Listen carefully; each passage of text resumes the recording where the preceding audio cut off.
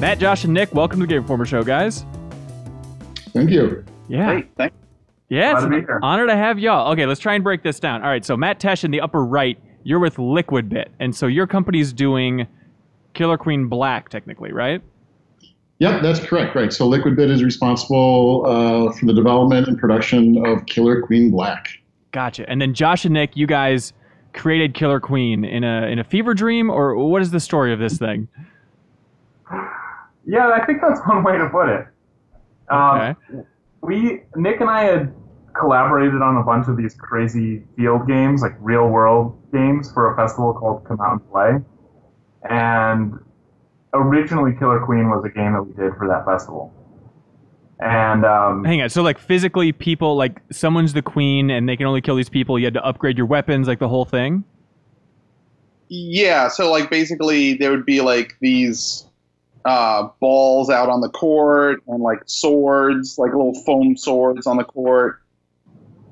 So it's like the original, or it's like paper testing for some strategy game studio. Like you guys tested this in the real world over and over Just again. people running around. Right, exactly, but it's the equivalent. And then you know that the gameplay works. Now it's actually turned into a real arcade game. Except that we weren't really thinking about it as a video game at all when they played. Yeah. Okay. It wasn't the intent to like create a video game. Like we had done a bunch of these big games that like we never even considered turning into video games. But you guys were video game developers?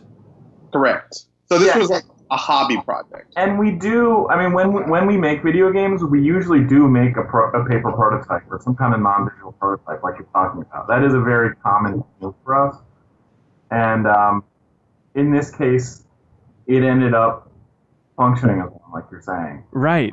Even though it was never intentional. I mean, so we started showing that field game around at the festivals and decided, okay, well, let's turn this into a digital version. Are there like the hardcore of the hardcore fan base for Killer Queen now? Do they go back to that original rule set and try and play like the field game version? They do. Yeah. Yeah, it's fun. I would say I see somebody playing it once every other month, maybe. When there's a big tournament, sometimes people will have it. If it's in the summer. We run it every year at MagFest, which is really fun. We run it it's a ballroom in a hotel in DC. Yeah. Oh, that's so good. And the name, real quick. I mean, did that come around from the official, like the original field game, or did that come on later? No, that was from the field game. Okay. I mean, the original version was just called Red versus Black, I think. Great name. And then that's not a really super snazzy, appealing name. Sounds like very programmery. Uh-huh. But now... But the name just came so naturally. I remember we just said, like, once we solidified the rules, we said, well, we need a name. And I forget exactly how it came up, but one of us just said Killer Queen. We're like, yeah, that's it. It was so obvious, which is so funny because any other time we've been naming something, it's always such a struggle, you know? Oh, yeah, I can't imagine. But now you're locked in, unfortunately, you're legally required to license the song for Killer Queen Black's release trailer, and that's going to cost a fortune. I mean, I don't know if that's even possible. We looked into it. What does that cost? Did you get a number? No, we did look into it, although the application that we filled out with Sony, I think our number was so low that it really wasn't worth their while. So, but yes, it would be awesome. We all agree. We should start a GoFundMe to license Queen. Yeah, that's an interesting tactic. All right, so people that are watching or listening to this that have never played Killer Queen, I feel like if we get bogged down in the rules, it's going to be an hour-long podcast. It's an interesting game to watch, and especially after a tutorial, then it becomes a fascinating game to watch and to play. But is there any basic overview, just genre that you can share? What's the elevator pitch for what Killer Queen is? I mean, it's been described as like Mario platformer meets StarCraft, I guess. Okay. Yeah, kind of like a Joust meets Dota. Yeah. Joust meets Dota, I think, is a great analogy too. Yeah. It doesn't. In many ways, it doesn't really look like a MOBA, but it actually plays like one in many ways. And of course, it's 5-on-5 for Killer Queen and 4-on-4 in Killer Queen Black. So that's obviously in common with MOBAs too. Yeah. All right, so let's keep walking through this history, right? So you guys decide to make this into an actual video game. And did you always have the arcade in mind, or how does it come about? No. So like our initial idea was that the game was basically unsellable. So we were just gonna. It was just going to be kind of this game that you would play at events, right? Like at Indiecade or maybe at GDC. Like we would have like an installation where we would play it on a big screen, and then like people would have like we had a whole setup where like we had a projector and then like NES controllers and so we were showing it around, and it was just getting really popular, and then. You know, we got an invitation from NYU to build a cabinet for it, and No Quarter event. Yeah, for this special show called No Quarter, which features 4 local multiplayer games, and so we were one of those games, and then one thing led to another, and we started producing them, like producing the actual cabinets. That's wild. I mean, it's crazy that you didn't think it was sellable up until that point. Did you think the rules were too complex, or like 5-on-5? I don't know if people on Steam are even going to want to play that structure. Yeah, I mean that was part of it, right? It was like, how do you you can have a good game, but if you can't package it in a way that people can buy it, it's pretty much unsellable, We also just weren't really in that mindset. Like, Yeah, we had made a lot of commercial games before that, but this was a game we were just making in our spare time for fun to show at some festivals. So we weren't thinking about it as a product. It was more of just, let's make a game we want to make. So then, how does it gain steam? Like, when was the first indication for you guys that, hey, this thing has a weird groundswell of passion in arcades across the country here? Well, there was many moments when that happened, but the first one that really hit me was we showed it at this festival in London called Playing in Public. It was in this big theater, and there was just something magical about people playing it. And the game was very nascent at that point. It resembled what it is now, but it was a different game, but this simpler, rougher game. But the way people reacted to it, I just never seen people act that way around a game, certainly a game that I had helped design. And that I just knew there was something about it. But then there was just like moment after moment where like then we put it in an arcade in Chicago called Logan Arcade, and we started to see people play it competitively and see a community build around it. It's like, wow, there's all these moments. Like we went and saw them compete at a tournament, and they were doing all kinds of crazy things we had never anticipated. And we thought the game was broken, but no, they had just found like how to play it competitively. Yeah. I mean, I think that was the big surprise for us, that people would actually want to play it on a regular basis and play it competitively. And that was like, and I don't think I think that we thought that we would put it into arcades and people would play it casually, like they play like Pac-Man, Pac-Man Battle Royale or something, right? Nobody's playing that competitively. They're just like kind of like, oh, cool, Pac-Man, and it's 4 players, let's play it, And that was kind of how, along the lines of what we were thinking about it. We weren't really thinking that it was going to turn into this like StarCraft level competition kind of thing, But it really changed the way that we thought about the game, and it changed the way that we started approaching the design of the game. But we also had to be cognizant that there is, because it's an arcade game, there's also this casual audience. Yeah. So it's always been a balance. It's wild. I mean, Matt, what do you think it is about the gameplay that grabs people? Why this game to just rise in such a strange way? Because it's approachable, right? I mean, yeah. For everything that Josh and Nick just said, right? I mean, the second you walk up to the cabinet in the arcade, first off, you've got 10 people hooting and hollering, right? So you're kind of magnetically drawn there. And then you look at the gameplay and you're like, well, yeah, I've played Mario Brothers. I can platform. I can jump around, right? And then it's like, oh, I've played Joust, right? I understand how to flap. I understand what a height advantage is. And you slowly kind of start, understanding the broader rules and strategies, but you can still play on a very real level your very first game. But as you kind of keep progressing, you understand how deep the game is and all the different avenues and strategies that as a team you can go through and try to use to win. It becomes incredibly complex and interesting on a different level the more you play. I mean, that's what sucked me in. It was like the first time I walked up there, I had a beer in my hand. I'm like, all right, let's try this thing. And I think, like 3 hours later, I was just like, wow, like this game is so deep on so many different levels. But yet anyone can walk up and try it and slowly learn on how to the best practices from it. It's great. Yeah, and I've only played at Minneapolis, but I imagine it's like this across the country. But I was also just blown away by, it's a complex game in some ways. I mean, the higher level stuff especially, but like people were so eager to teach newcomers. I mean, you just hear the training going on at all times in arcades across the country. People being like, okay, you're new? Okay, it's a little bit like Mario Brothers. All right, here's how it actually works. It's just crazy, this like friendly co-op focused community and that outreach. Like, have you guys, I noticed there's certain messages on the arcade cabinets. Like, what have you guys done to kind of foster and raise that community just in the way you're messaging stuff, even in the arcade cabinet itself? Well, I mean, one thing that we've tried to do is, like you'll notice in the attract screens, which, I mean, if you're just playing nonstop, you're never going to see, but like we try to feature the players in there. We try to like focus on like, this is a social game.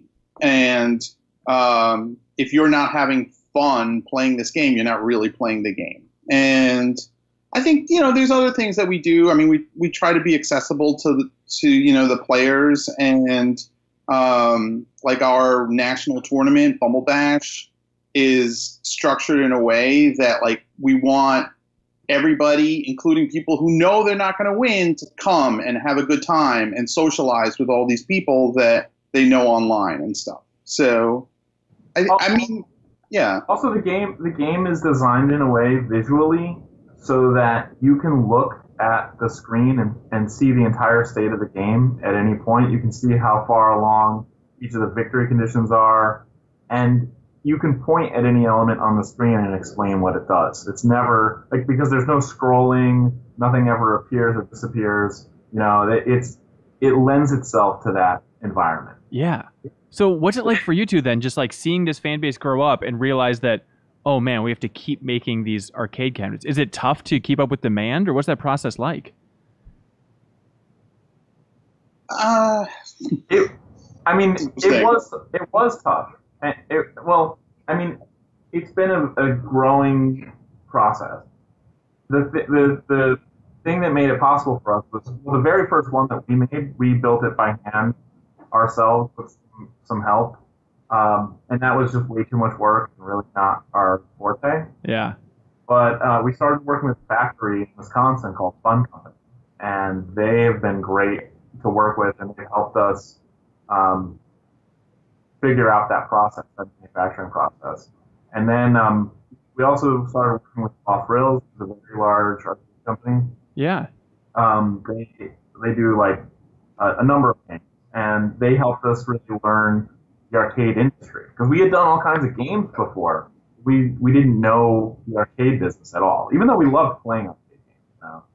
And so they taught us about a lot about that, and they were so helpful, and they continue to help us as far as like learning the ropes in that field. What was the biggest shocker just from Raw Thrills? What did they teach you about the arcade industry you didn't expect? I don't know if we want to even say. Is it monetization, like that level of nonsense? No, well, actually, I think the most obvious thing to me is just how big the market still is. We went into it thinking that arcades were not really, alive any longer. We thought it was a dead business, but it's not at all. It's still thriving in many ways, and we're seeing that our games are filling a new type of market, which is arcade bars and tech companies. Like those are places that that need new games. That somebody like Raw Thrills, I think they have their own market, like family entertainment centers. They do great in that market, and that's who they're really catering to.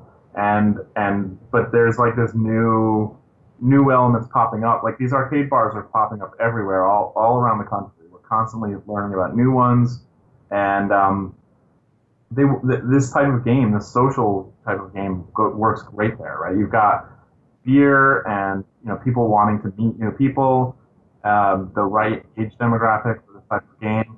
Also, people with a high literacy in games. Yeah. They want to play something that's a little bit deeper than a lot of the classic arcade games that are available at these bars. I mean, along the same lines, I think one of the things that we discovered along the way here was that the people who actually own and operate the games, the arcade games, like there's definitely an old guard and a new guard. And the new guard grew up on Mario, grew up on like more modern arcade games, and they love games.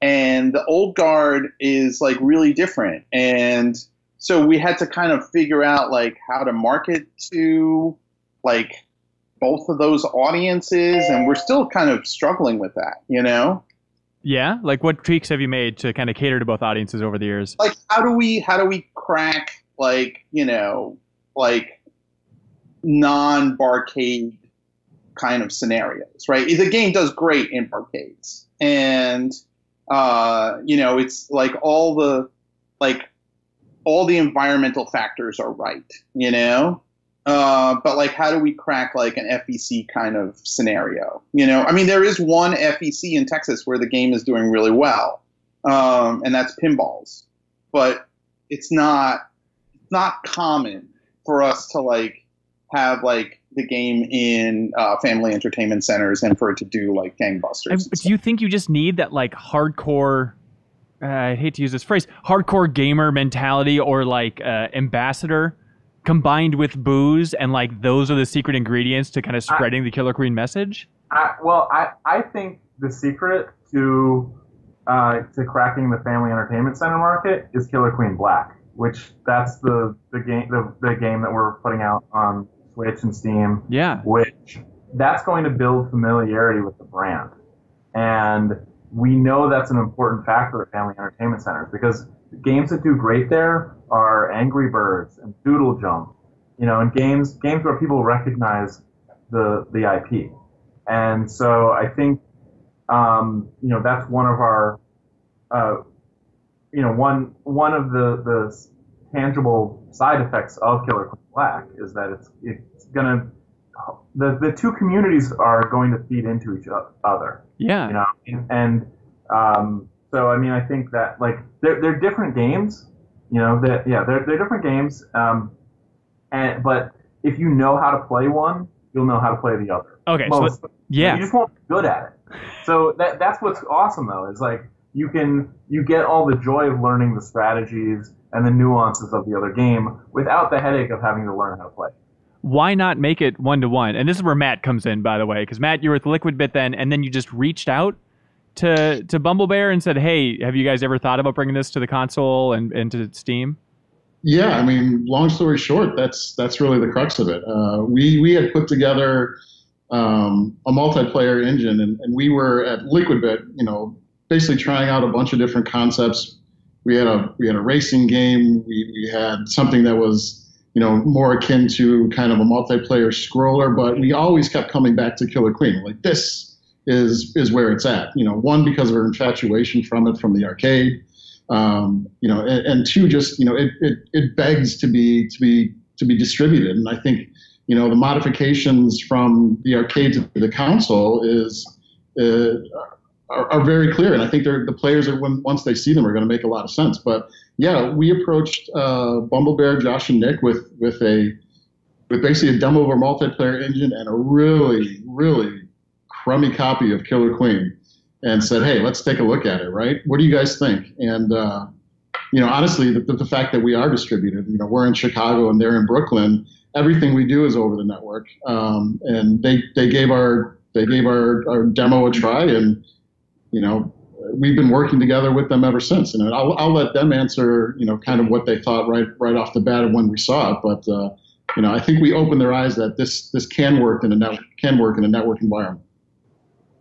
Yeah. Yeah, I'd say that's about right. I mean, like it worked, right? Like that was the most important thing. Like, never a lot of people had said to us, "Oh, you should come out with a Steam version or whatever." And we're like, "Yeah, okay. I don't know who's going to do the networking for that," and it worked. So that was like a big factor, And we could tell Matt was a pretty serious guy, and he's like it seemed like a serious proposition. Yeah, and it's just he was one of the first to reach out. I mean, like Microsoft isn't coming down offering to buy Bumblebear, anything crazy like that? No, but we did get a lot of requests from Sony and Nintendo to bring the game to their platform. Yeah, pretty early on. I guess this was when we were showing it at Indiecade. And at that point, I don't think we were really ready to do that, But I also think Matt and Liquidbit were the first ones that really understood the challenges behind it and that it needed to be a different game for the home market. It couldn't be a straight-up port. Whereas everybody before thought, oh, I had so much fun in the arcade, I just want to play it at home. And I mean, yes, I think on the surface that seems so obvious, but it's not really the case. Like the game is very complex for an arcade game, but it's actually a little bit too simple and thin, or in the arcade form, to play on a Switch, right? So we knew we needed to add more content, we needed to add a little more variety, and also, I mean, we ended up making a lot of substantial changes. Like, for instance, the 4-on-4 choice. We just think that works better in a home environment. It's easier to have 4 people to get together. You're more likely to have 4 controllers. And it also allows you to be larger proportionally on the screen, which is really important for playing at home and especially for playing on a handheld Switch. Yeah. Right. And then also, we designed the game specifically with network latency in mind, right? The arcade version, because it's not online, just we don't have to consider the fact that there is, a little bit of time between, when you press a button and when other players see it. Yeah, I mean, in the arcade game, most of the latency is introduced by the monitor, Right, but, right. So yeah, we thought about all those factors and said, okay, well, how can we make this game best for this environment?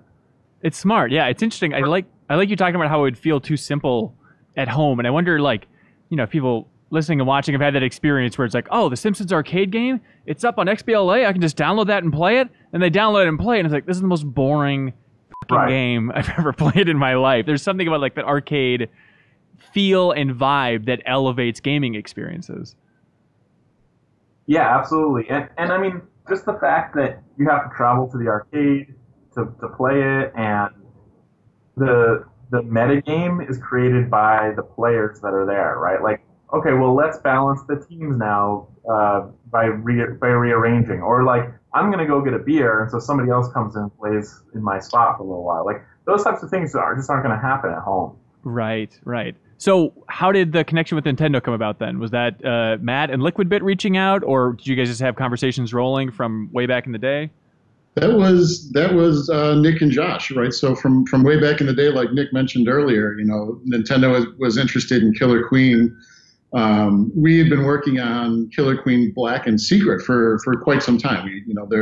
There was never the right time to really kind of unveil it to the world, except through a couple of playtesters that help us test the game out. And we got it to a point, and I think it was Nick that said, let's call Nintendo.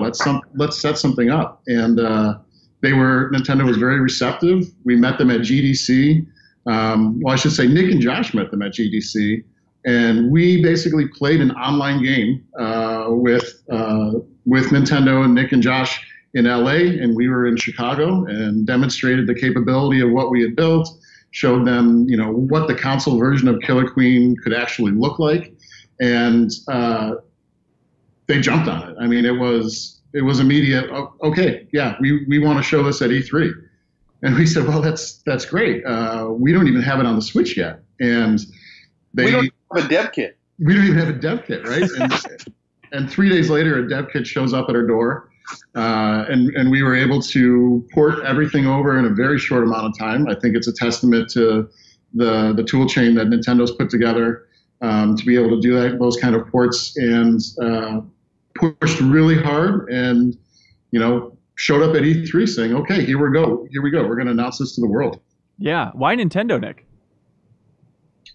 I just felt like, I mean, personally, I love the Switch. I think it's just a really awesome platform. I love that, like, I don't need a portable, like, I don't need like a Vita and a PS4. I could just do the whole thing in one. So, like, even before they released it, when they just announced the Switch, I was like super excited about it. Like, everybody else in the studio was like, "This is the dumbest idea ever," and I'm like, "No, this is the best idea ever." And then, like, it just also organically, a lot of the players were talking about this would be a perfect game for the Switch. Yeah. And I was just kind of like, and like, during the development process, like, we had started working in September, like right before Bumble Bash, and like, I knew that we really didn't want to make this public. Like, I remember thinking, okay, let's have everybody sign NDAs, let's, whatever, because I knew that there was going to be this moment, and I didn't know when it was going to be, but there was going to be this, like, moment where it would be really good to announce, and that it would have maximal impact. And not that I'm like any kind of, prophet or anything, but it all just kind of worked out that way. So I was like super happy that it did. Yeah. Even, there was some buildup before the events of E3 that just built buzz in the perfect way. That was great. That was totally awesome. I mean, what is it, Josh? Like, Nintendo's stock fell like 5% or something because of that, but like because our stock went up like 1,000 or something. Oh, we're not public. We don't have stock, but if we did. But yeah, no, it was great. It was great publicity for us. I mean, basically, somebody leaked a photograph of some of the signs from Nintendo's booth, and ours happened to be right next to Fortnite, and got us lots of visibility. People who had never heard of us, and also, so we had done some teasing to the existing Killer Queen community beforehand, and so it confirmed to them that something was happening. Right. And so they felt like they were in on it before it actually released, which was good. Like, I mean, that's what we wanted. We wanted our existing community to have buy-in, right? Like, and they have. Like, even the people in the existing community that had never seen it before, we had put together basically an advisory board of players from the beginning that was like representative of all aspects of the community, and we had made sure that we were doing it in a way that was respectful of the existing community and that had their buy-in, and I think that worked really well. I haven't really heard anything negative from the existing community. They're all excited to play it. They're all excited what it's going to do to the game, and they're excited to have the two games side by side. Yeah, I think everybody wins out. It's crazy. So, is it exclusive to the Nintendo Switch? What's the exact phrasing here? You'll see it first on Nintendo Switch. First on Nintendo Switch, even before Steam? Correct. Interesting. Okay. Any window you can give? It will be a very short window. Okay. So at that point, does that mean that Nintendo is helping fund this thing? Nintendo's putting backing behind us, in terms of advertising, dragging us around to E3 and things like that. I mean, we couldn't be happier with the relationship. I mean, they're working, really as marketing and advisors with us. To be honest, Kirk Scott and Damon, the head of the indie team, are really big Killer Queen fans, and that worked out great in our favor. And they really championed us, through the Nintendo organization, and really kept, pushing Killer Queen Black through the process, and just want to help out in any way that they can. And so the least that we can do for them is release on Switch first. Yeah, that's nice. Okay, so the actual specifics of Killer Queen Black. I watched your guys' video at E3. We were on the loud show floor trying to demo this thing. And you expressed a fascinating idea, which is that there's always going to be this roaming black team out there. And if you ever come across them and defeat them, then your team becomes the black team. And you also mentioned that then, I don't know if it's going to be Bumblebear or Liquidbit, but you're going to be streaming out the black team's gameplay? Is that for sure going to happen? That is for sure going to happen, yes. Yeah, I mean, it's a really interesting King of the Hill mechanic, right? I mean, so when you come up against the black team, right, we really want them to be an intimidating presence, and we really want, you know, the team that's versus them to really, you know, kind of give it their all and try to maintain or try to beat them. And once they do beat them, just like King of the Hill, they take over the mantle as the black team, and their characters change and a lot of other cool stuff that we'll announce later. But they maintain that title. They maintain that title until they're beaten as well. And we'll be constantly streaming the black team games, via the internet. Now, whether we're going to do that via one of the services or built into the Killer Queen Black application has yet to be seen. But yes, that's what we want to do to kind of. It's such a great spectator game. I mean, as Josh kind of talked about earlier, every element of the game is on screen. There's no text whatsoever. You can instantly look at the board and see exactly what pieces are in play and what strategies are being moved around. And you know, we really want to embrace this. We want to embrace this concept of spectating Killer Queen. And in fact, in the arcade, when they do tournaments, you know, they're broadcast over Twitch. They've got great Twitch overlays on top of it that give you stats of each players, and it's a fantastic way to really enjoy the game if you're not playing it. And we think that showing the black team and showing this kind of the creme de la creme that's going to bubble up to the top of the best players, you know, as they're trying desperately to kind of hold on to that mantle of being the black team will be very, very interesting for the fans to watch. Yeah, I hope you guys get it out there on Twitch and YouTube, and it's rolling out there outside of the application. I think that's a very fun idea that a lot of people would really gravitate towards. But what I don't understand is, say you've been playing for hours, you're on a roll, your team is the only black team in the world, because there's only one black team, right? That's correct. That's awesome. It's the best idea. So that black team's just rolling for a while, then they log off. Who becomes the black team? What happens? What? You want me to answer? Sure. Yeah. Okay. Yeah. So I mean, this is like, you know, it's still in development. So we're experimenting with some ideas, but what we're thinking right now is basically, you like, as soon as you win a game with the black team, as the black team, you immediately go into your next match.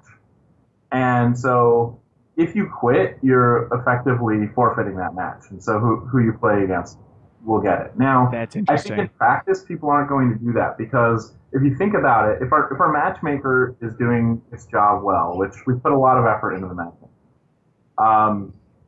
if it's doing its job well, you basically have a 50-50 shot of winning any match, because you're going to be playing roughly an equally ranked team.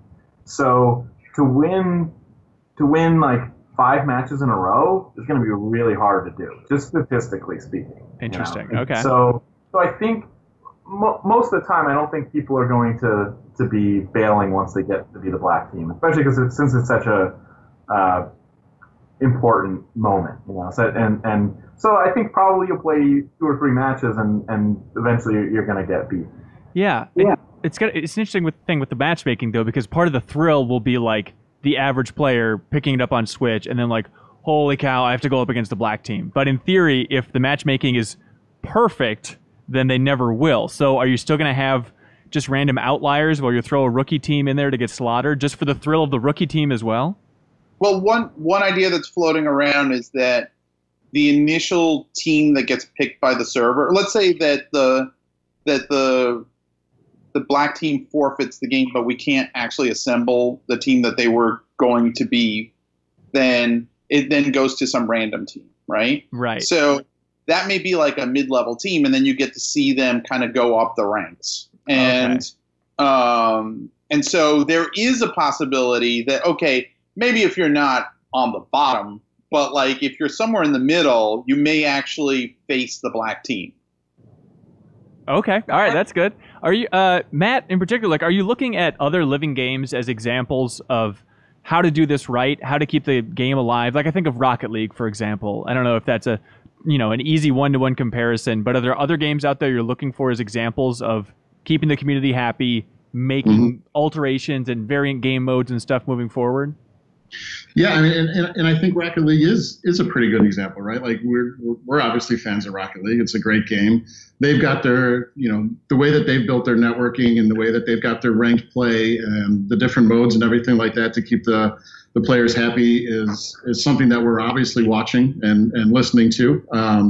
But one of the things that we're really pushing for is cross-platform play, right? We want our PC and Steam players to be able to play our Nintendo players and whatever other platform that we may move this to, because we really want to keep that online community as one. We don't want to separate them. We don't want to create little cliques of I play on Switch, I play on PC.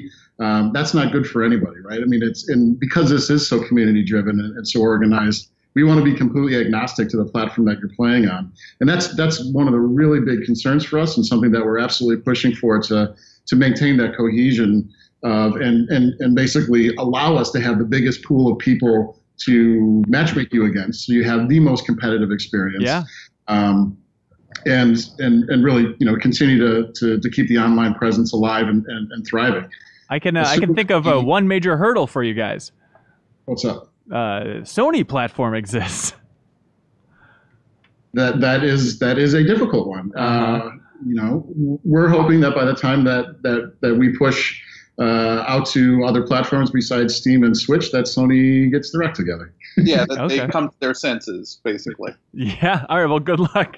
Good luck fighting that fight if Epic can't do it at this point. But all the power to you guys. Please do. We're gonna let Epic fight that. For us, right? It's like everybody, if everybody just fights the battle for us before we get there, it'll be awesome, Yeah, for sure. That's awesome. It's so kind of like that bird that puts its eggs in some other bird's nest. That's our strategy. All right. So just seeing this phenomenon of Killer Queen pop up across the country, all these arcades. I mean, you're shipping out like 100 cabinets at this point. How many are out there? There's about 100. Okay. We're about to print a bunch of more. Is it financially successful? I mean, we're not gajillionaires, but yeah, it's like we're at the point now where we are starting to make money. Okay, starting to make money, but it's been a long time of prepping and in the red before you get to that point. It was a little rough, especially in the beginning, and we had to make a lot of hard decisions about like how we wanted to structure our company, etc., to kind of make it really work, because initially it was like me and Josh literally doing everything. Like, we were handling the support and doing the sales and whatever. And we couldn't really, we had to kind of figure out how to go from being like a standard game development company to being an arcade company. And that I think was the major challenge financially. How can you explain how it works? Are you getting a cut of every coin put in there, or are you just selling these things at a premium to the different barcades?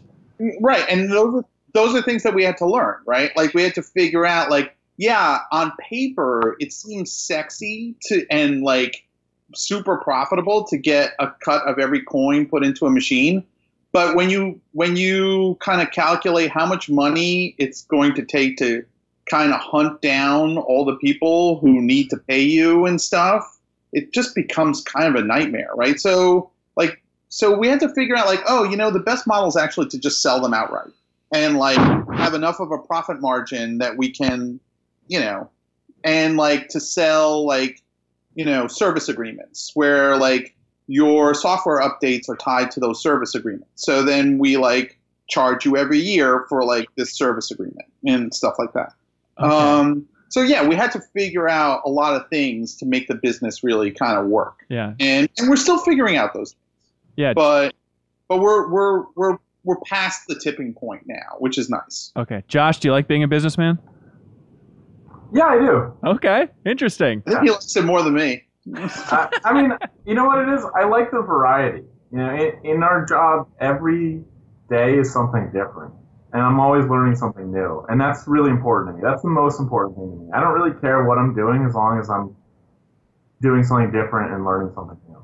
Yeah, for sure. Well, hey, hats off to you guys. It's rare to see a phenomenon in the gaming industry, let alone one grow out of the arcades. And Killer Queen, it's really something special. So congratulations, you guys. Thanks, man. Thanks. Yeah, and looking forward to playing Killer Queen Black in the winter. There you go. In the winter. Before, Winter is coming. okay, before the snow melts in Minnesota, you're saying I'll be able to play Killer Queen Black on a Switch. Yes. Yeah, man. Yeah, Okay. for sure. That sounds great. Cool. We Thanks give so much. a quick plug for our beta, right? So if you go to www.killerqueenblack.com, you'll actually be able to sign up for our beta. So if you're lucky enough to get selected, and we're hoping to bring as many people in as we possibly can, you may be able to play it earlier than the winter. All right, that's awesome. Cool. Thanks so much, guys. Appreciate your time. That was just a clip from a larger show called The Game Informer Show. You can find it on iTunes, Google Play, or GameInformer.com. We take the fun opportunities and exclusive information from Game Informer magazine and boil it into a show that airs every Thursday with exclusive cover story information, developer interviews, a lot of fun stuff. So come love games with us.